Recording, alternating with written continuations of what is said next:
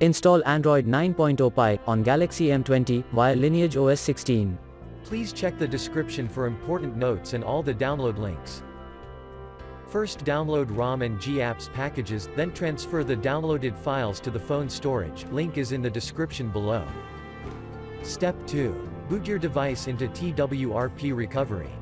Once in TWRP, click on Wipe, Advanced Wipe, and select the check boxes, as shown in the image, excluding internal storage.